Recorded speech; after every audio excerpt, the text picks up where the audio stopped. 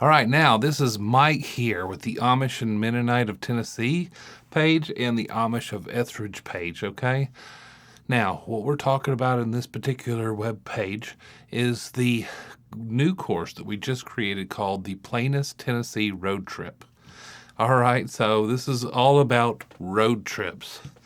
We're going to presuppose that here's some places that you've always wanted to go. There's some people that you think you might want to take. And you're toying with the idea of, should I go do that or not? Okay, this course is perfect for you.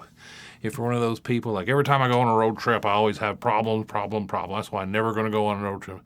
This trip is also perfect for you. And it's just anybody in between those positions. This is going to do great. Now, I've been a tourism professional since 2010. I've used these basically the concepts and precepts that I'm going to talk about in this particular course I've been using personally and been perfecting the whole time. But it's taken me to 29 different states. It combines what they call an open jaw air flights. That means I flew in from an airport, rented a car, went on a road trip, and then flew out a different airport. Okay, so we're going to talk about that too, because some people are going to come here and see some places that they can't see just anywhere. So if you're from like Idaho or California or somewhere else, I don't know, even the states closest to us, I'm sorry, there's only one music city, and that's Nashville. There's only one rocket city in a way, and it's Huntsville, Alabama. So if you're going to see, say, for example, some of the studios and stuff, like in Fame Studio and all that sort of, you're going to have to go to Muscle Shoals. Well, Muscle Shoals is only like 30 miles or so from Ethridge, Tennessee, which is the largest Amish community in the South. Now, I made a whole course just to visiting Ethridge, okay? So we're not going to talk as much about Ethridge in this particular course, but it will be in there, okay? This is all about road trips.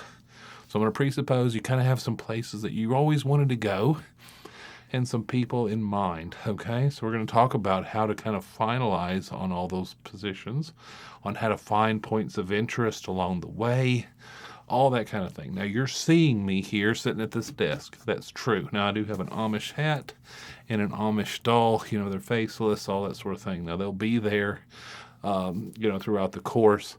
My hat and my shirt look different than other courses because when you're on a road trip, you want to be comfortable, okay? But yet at the same time, you want to be responsible. If you get out here and you're standing around talking a long time and you find that wonderful little crease in your hair is sunburnt like crazy. Oh, it's going to be so difficult to continue your road trip with. Also, your shirts need to be kind of comfortable, but at the same time, classy enough to get you in some places. All right, so we're going to talk a lot about methodology, ideology, as far as ideating the places conceptually you would like to go, having a criteria by which you judged places. Because keep in mind, if you just took all of these places and just stuck them on your itinerary, you would need like 7 months to do all of it. So let's kind of whittle things down a little bit. So we're also going to take you through some of the plain communities and some of the Mennonite stores that you're going to make, along the way, so that between points of interest, you might be able to see all of them. Maybe you're the kind of person that wants to just take this course because you want to see all the different communities, and that's fine too. You are an Amish adventurer if that's you. So I'm going to let that place be up to you. And if you don't know what place, fine. That's okay. I talk about in here how to go about finding things, road trip apps, all that sort of thing. So what we're going to do at the very end of the course is going to be chronicling your vacation. So I'm going to go everything from ideation, using your brain, to logistical planning, which is using where to put your feet, you know what I mean, nailing everything down, So like if you're looking at a hotel with this thing, it's not like being asleep in the hotel in reality. So we're going to go through a lot of that section throughout the course. We're going to go to another module which talks about the people. We're going to cover this in just a second. But the very end of it's going to be how to chronicle your vacation.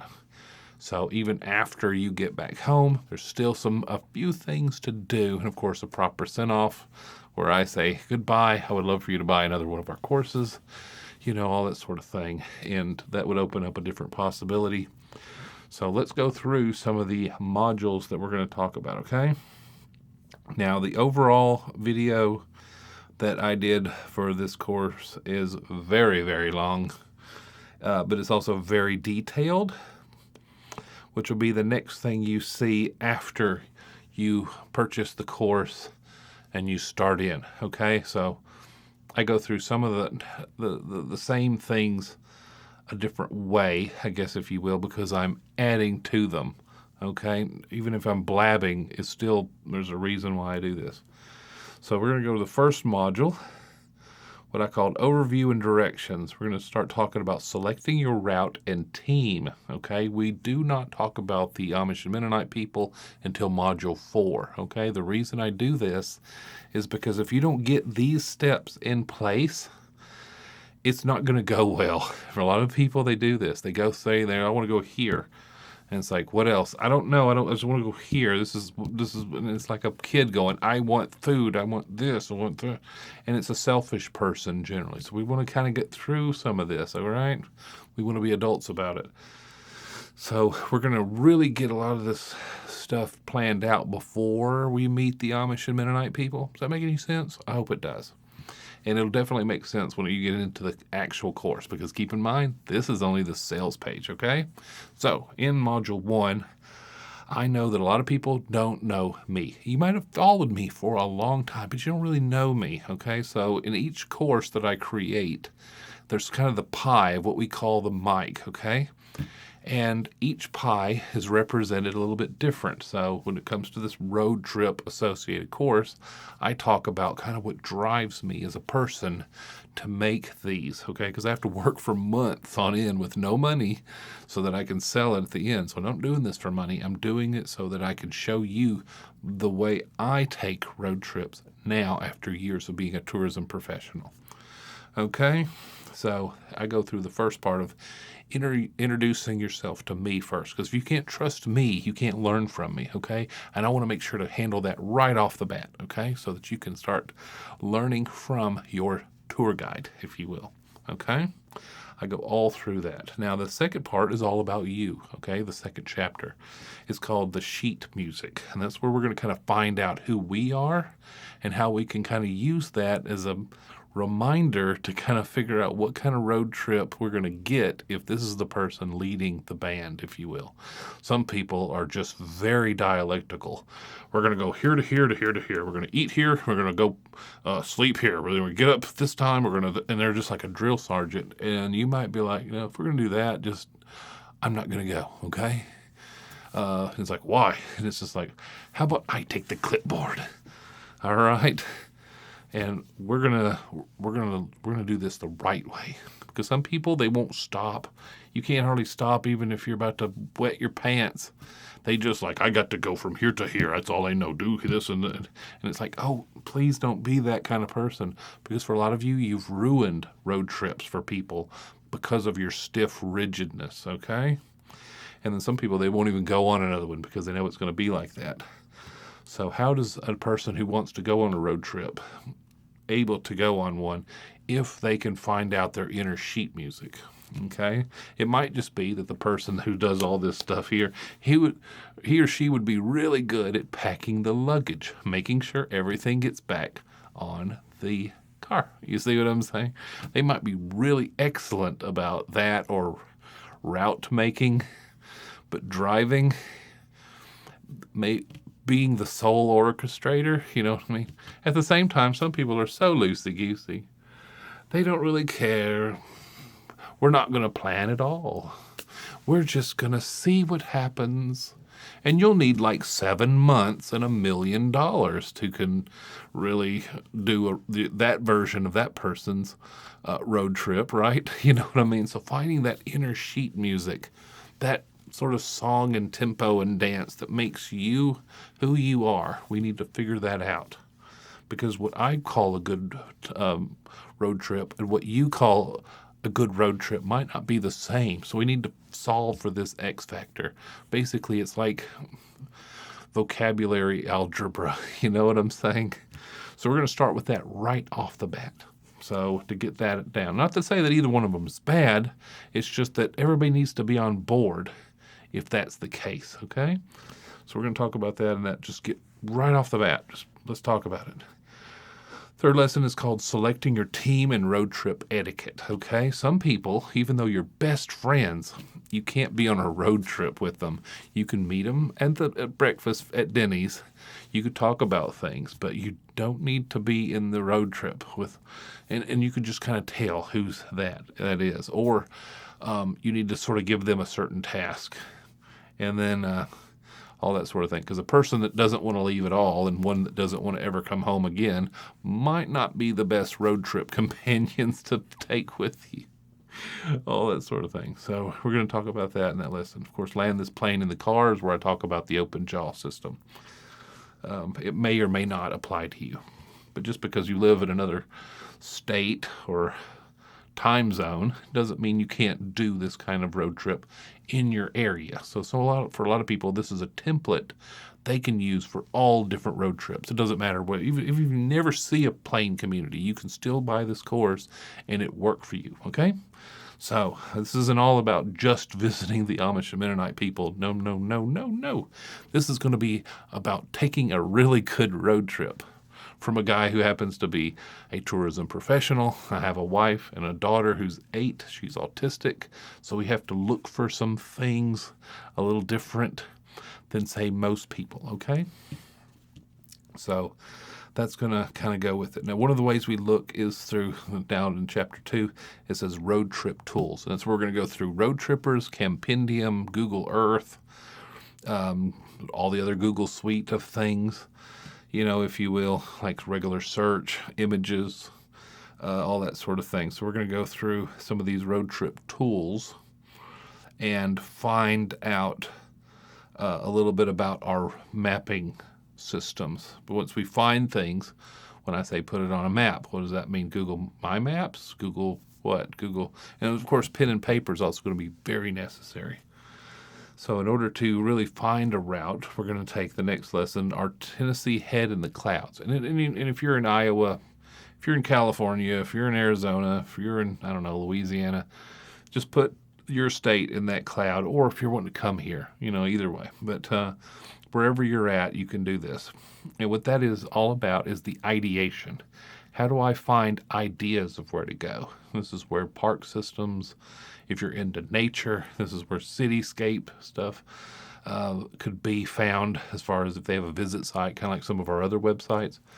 And you can sort of ideate what kind of experience you want to have on your road trip. So this is going to be how we come up with criteria by which, what do we search for? Because a lot of times it's needles and haystacks. I'm sorry, it's just the way it is. So what we're showing you in this is how do you ideate those plans. And then the next one, obviously, if your head is in the sky, then you need feet on the ground. How do you logistically make that part of your vacation? So if you're wanting to go party in downtown Nashville and you're going to be drinking, you need to be staying somewhere in downtown Nashville. Well, what does that look like? What kind of spread in the money do we need? What if there's a ball game? What if somebody's playing that night and the tickets or the hotels are 3 times more expensive? Well, you might need to plan on a different night. You know what I'm saying? The night before, or the 2 nights before, it might be like $200, or if you go the next on game night, it might be $600. So. Also, how many people are going to be staying in the room? If you can get everybody to stay in one room and just divide that one room amongst everybody, well, that's like $50 a person to stay in a $200 a night room. You know what I mean? And besides, you're going to be dancing all night and you're going to be tired. It's not going to matter, is it? So that's what I'm trying to say, is how you look at it, how you perceive your logistical plans is going to determine a lot on what you need to do. Now, the next one is called Route It Out Loud, and that's because of the Kiss song, Shout It Out Loud. I just basically changed it to parody the song. But we're going to let the route sort of start finding its its direction in this. And then you're going to have a quiz. I know a lot of people say, I hate quizzes, I hate tests. Why do you do this to me? Well, it's because you bought education. Come on, buddy. What I'm saying in the quiz, though, however, is different. It's not a score. What happens to get past people's, how do you say this? To get past people's fear of tests and all that stuff, I made it to where you don't really get a score much.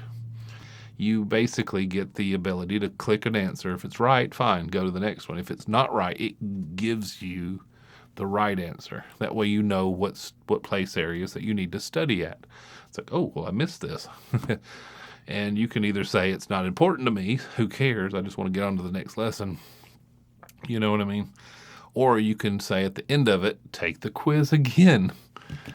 There's nothing wrong with that. You can get 100% then and share it with all your friends on Facebook or somewhere else. That's fine too.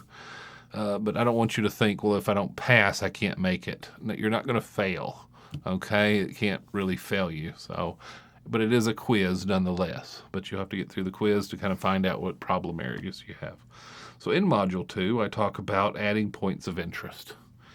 The first lesson's all about having too many, because that's going to waste your time.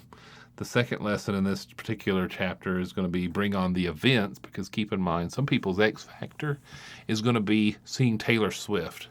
It's going to be going to Bonnaroo. It's going to be doing something that has an event with it, okay? You might see the Nashville Predators play hockey because you've never been to a hockey game. There might be some event that happens maybe once in a while, and you want to be able to get that event down, and you're going to plan your road trip around that event. So that's what we're going to talk about in that one. Divide and conquer is basically how do you dwindle down some of the places that probably shouldn't have never been on your map into only the best places. You know what I mean? So, and I'm not ruining any of this. I'm trying to get you interested or trying to tell you enough about it to where if you know it ain't for you, if you're listening to me saying, listen, I don't care about any of that. I'm probably not going to go. I'm probably never going to go. So you're not a good candidate for getting this particular course. But some of our other courses, you might be a really good candidate for. Okay? So be sure to check out some of our other courses. In Chapter 2, Module 2, this is where we start talking about auditioning your road trip characters. Say, for example, in the very first lesson in this particular chapter is who's driving this thing? Not just driving the car, who's driving the whole road trip? Who's making the final decisions, some of that? And I know a lot of people are like, well, I don't want people to tell me what to do. Yeah, but there's got to be some kind of leader of this band, if you will. So what we say is basically let one person the person that might have bought this course, right? And that really wants a really good road trip. And they have convinced their friends that might want to go. So you ask 8 people, then you get 3 dedicated. That means there's 4 of you with you included. So that put together a perfect team. So we know that person who asked the other 3 is the one who's leading the pack. And you're going to say, you're a really good driver, or I'm a really good driver, or you're a really good packer. So your job is to make sure everything that leaves the car gets back on the car. So we don't leave a suitcase in some hotel. The second person might be really good at navigating. So while somebody's driving, they don't need to be doing this. This kills everybody in the car.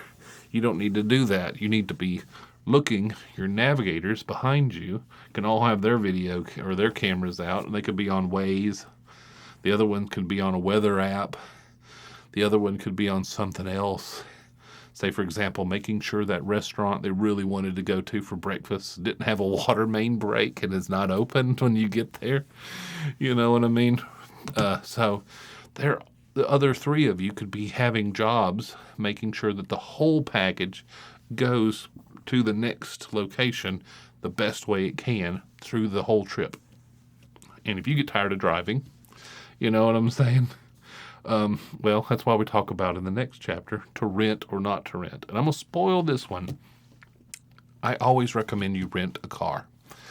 Why? Because if you come out one day and there's no car there but busted glass, the cops generally aren't as enthusiastic about working your stolen vehicle.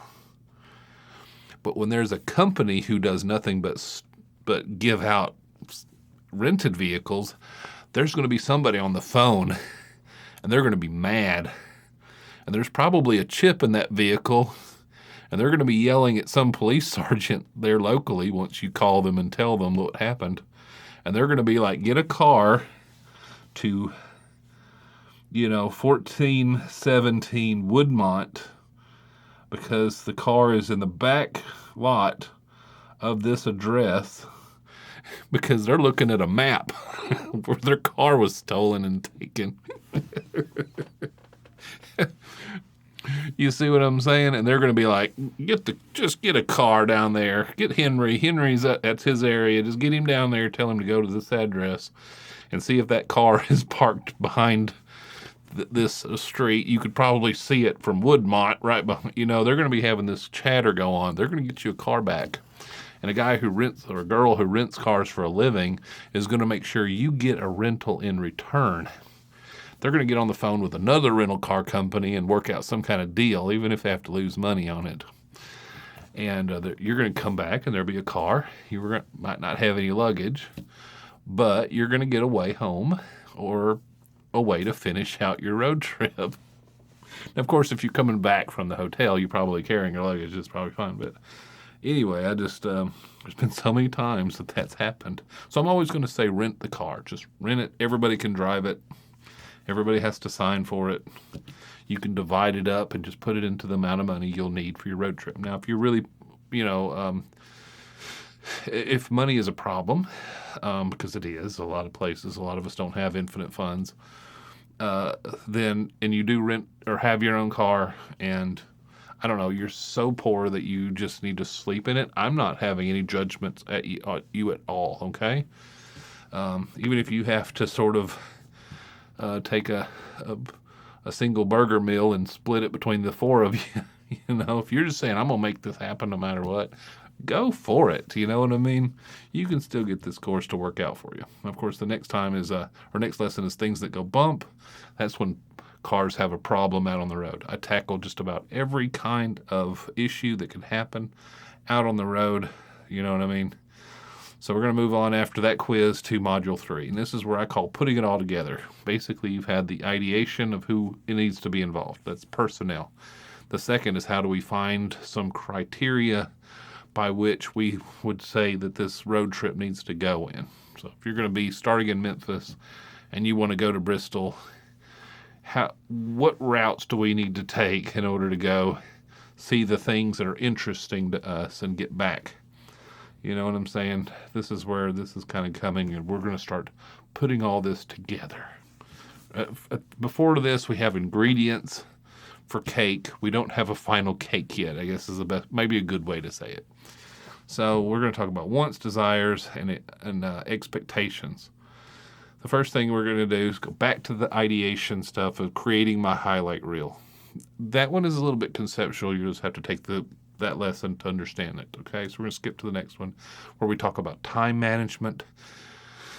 I think we all agree that if you have more time, you can see more stuff. If you have less time, well, the places you do need to stop need to be very important. If you've only got one day, you went on a day trip. You see what I'm saying? So you didn't really go on a road trip. You just took your car to a day trip. So we're going to presuppose that you know what kind of time allotment you're going to have, and that's going to vary by person, all right? And then we're going to talk about dealing with the externalities. I tell a story about being on a highway that we look up ahead of us, and sure enough, they're blocking the road. Some high political figure had landed in Nashville, and 2 cops are parked, and the people are outside, and they got nothing to do but wait until the right person goes in their motorcade just down the street. And of course, even afterwards, they're not going to just let you follow the people you weren't supposed to be around. So they keep it blocked for a long time. Now, that was not on our list of things to do that day, and obviously they weren't going anywhere anytime soon. So we just kind of did a U-turn. We got on Waze. We hit the next road. We turned down the other road. Now, of course, it was crowded because a lot of people had seen what was going on. We read on ways that they closed the road and interstate for a particular politician. So whenever we could, we just did a U-turn and got out of there in the nick of time so that we could get around all of it. And, of course, we didn't get to go to some of our places because it was one of those things we just had to kind of cut, okay? That's just going to happen, all that sort of thing. That's just part of being on the road trip. Another thing about being part of a road trip, it might rain, it might snow, depending on when you go, right? So we talk about weather. Now, not just weather like snow and rain. We talk about hot and cold. Sometimes the heat here, especially in the Smoky Mountains, it can get to the point it will just pretty well take your life if you're not careful. Okay? It gets so hot and so muggy in certain places that it could be really dangerous, okay? Especially in those time of year where it gets super hot.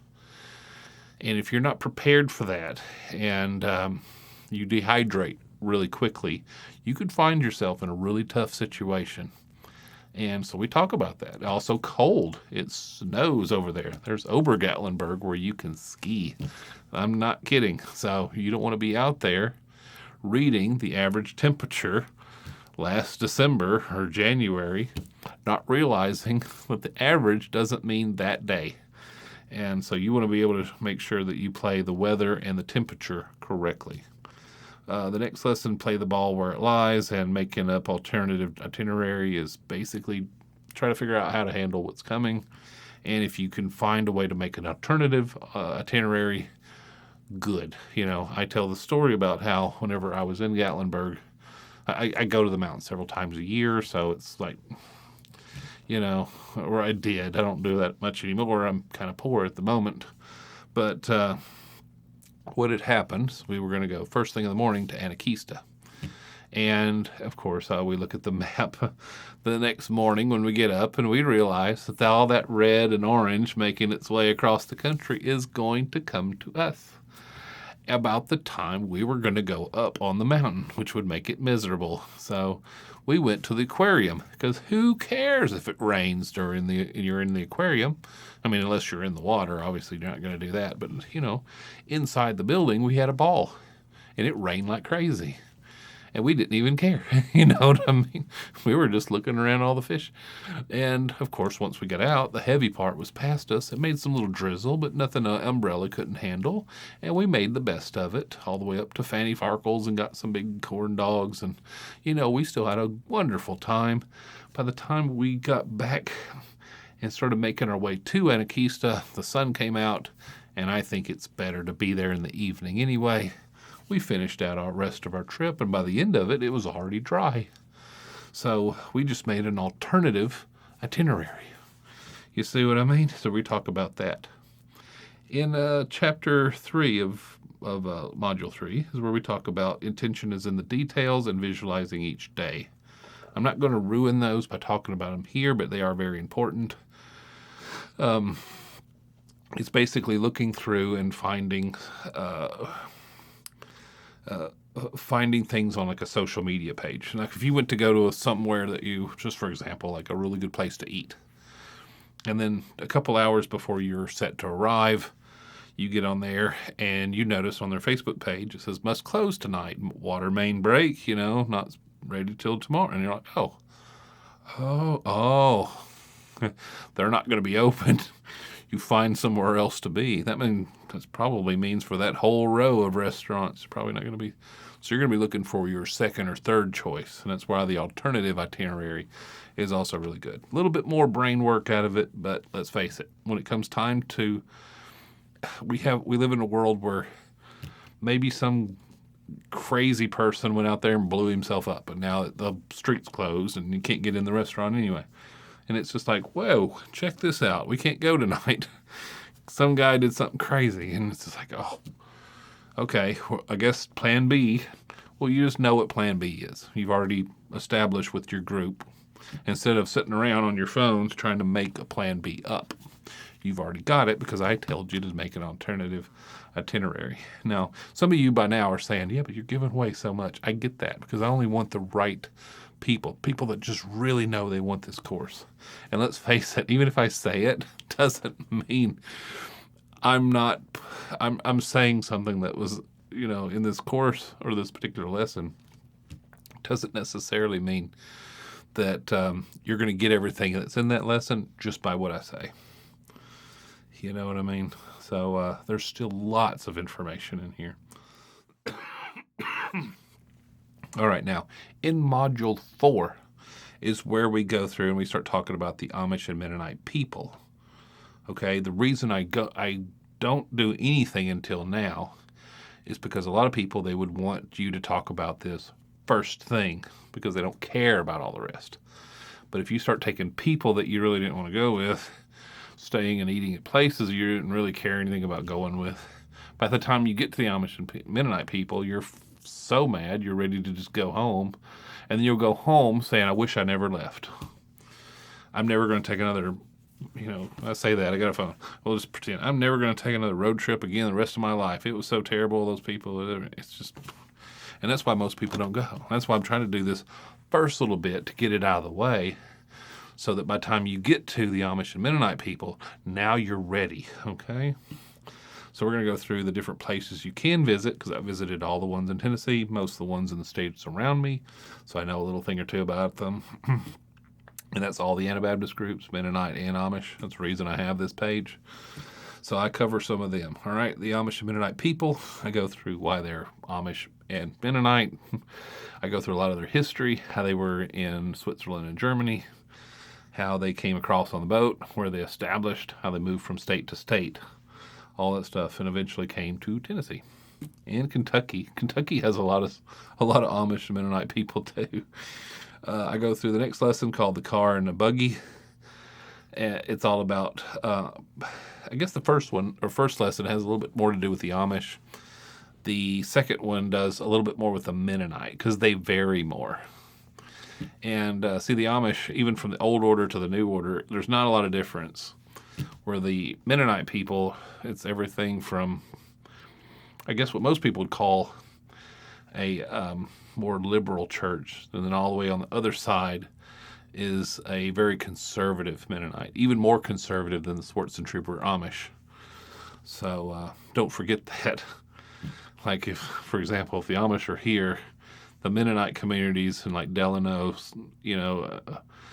Inglewood, Tellico Plains, section Alabama, those, they're even further more conservative than the Swartz and Trooper Amish.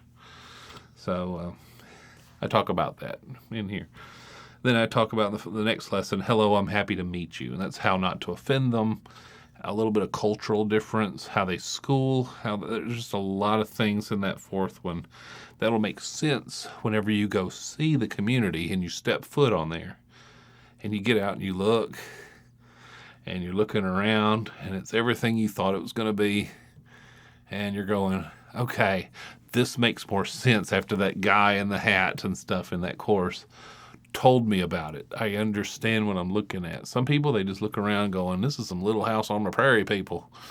I don't know why they got the beards and the thing and the horse and the buggy and everybody's house is white and their buildings are red. I don't know what that's all about. You see, if you come in ignorance, you're not going to understand anything you're looking at. But if you come with knowledge, you're going to say, oh, now, wait a minute. I remember this and I know what I need to do. And that's how we come up with the notepads. Very important. You'll read that in my course. But anyway, so that's going to be meeting those people. Now, I'm going to assume that after this point, you pretty much got what you need to know, okay? But there's still the Module 5, where I call the bonus module, Tips, Secrets, and Beyond. This is where I get maybe offend some people, okay? I happen to talk about understanding the levels of security, and I hate having to cover this, but we start talking about the security of our belongings, and the security of our person. Okay, and that's because I don't want anything to happen to you while you're out. And that's where we're going to start talking about a buddy system. We're going to talk a lot about taking weapons with you, both lethal and non-lethal. Now, I'm not saying you have to do any of this, okay?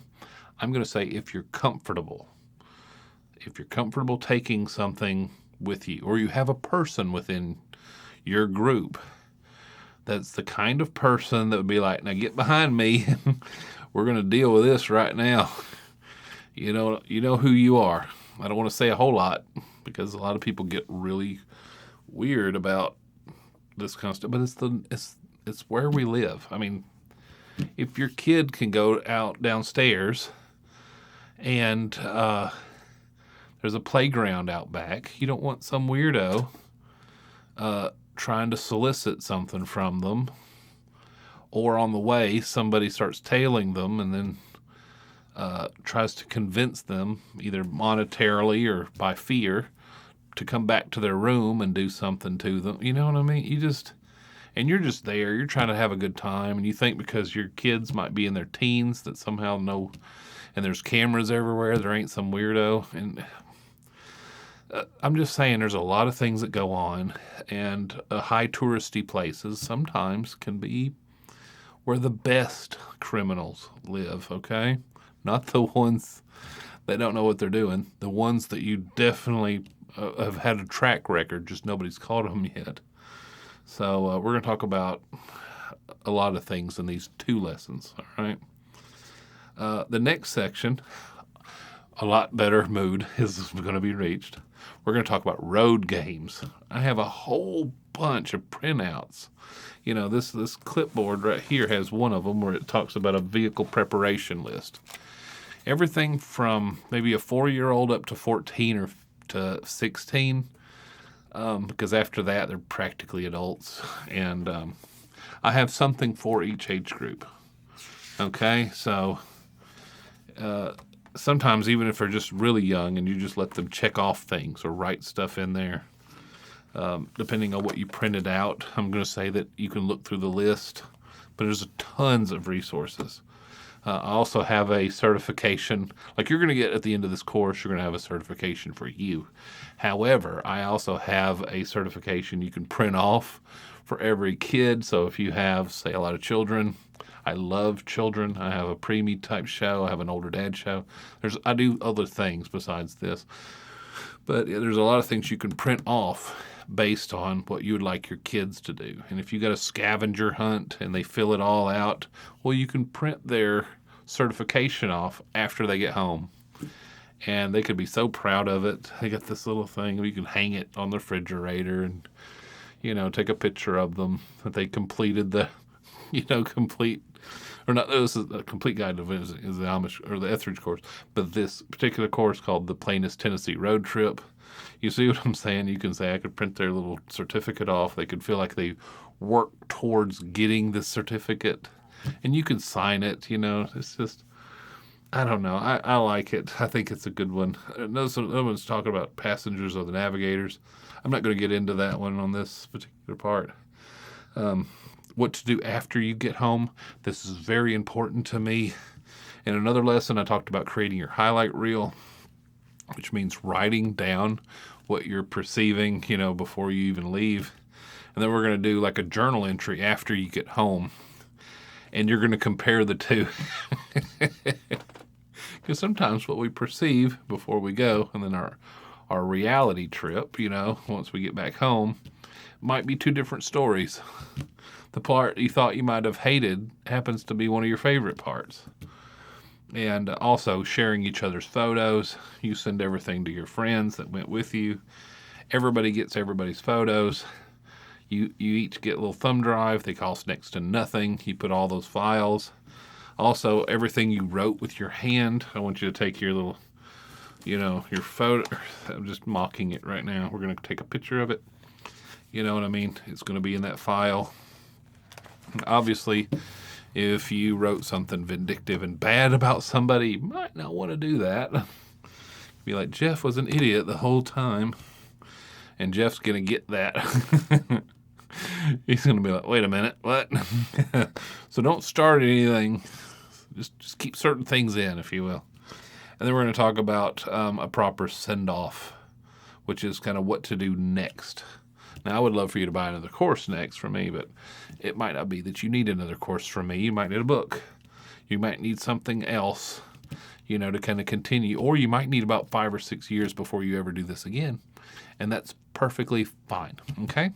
So that's going to be my kind of communication in this part, talking about whether or not you need this particular course. Now, I know I just said a lot of things that's in the course, and that's like reading off the name of a movie without watching the movie. You can't judge a book by its cover. The only way to really get into this is to take the course. Now, the reason I charge about $100 or more for a course is I also have an affiliate plugin so that I can help my fellow creators who help me. Okay, just like if you bought something like a building or a house, and the house builders came with what we would call a crew, and you said, hold on, no. I paid you to do this because I wanted to keep the price way down. And somebody's going to say, listen, I can't just make houses. I need a crew of talented individuals, and you need to pay me enough to where I could pay them so that all of us make a decent wage. And that's probably a really good way to think about something. You know what I mean? The reason we go to the good mechanics that have the lift, and have the stuff that plug into the side is because enough people paid them enough money for them to buy that equipment. And that's why they can always tell what's wrong with our car within 7 or 8 seconds. You know what I mean? That you could have never found out on your own, because they have a detailed computer that can read things. And the only way they're going to get that is if they get a sizable amount of money. I'm kind of the same way, all right? I'm going to pay other people to push my courses like this, and I want them to have some money too. So I charge enough to where I believe this is definitely worth way more than I charge for it. It's just that I don't want people that don't have as much funds to have a lower cost in hopes that I sell more of them. So I'm trying to make this up by scale. So please share this video with anybody that you think would take this information, to template that information and go on road trips that are awesome the rest of their life. Okay? That's another thing you're getting. I'm not charging you $100 a month or $100 a year or $100 1,000 years. You're paying one time for this course ever. Okay? I'm going to update it. I'm going to keep it up. Some of these lessons will have more than one video associated with it, so be sure to scroll down whenever you do get done with that video, because below here, is always going to be information. So anyway, this is going to be Mike with the course here called the Plainest Tennessee Road Trip. And maybe one day I'll meet you out on the road.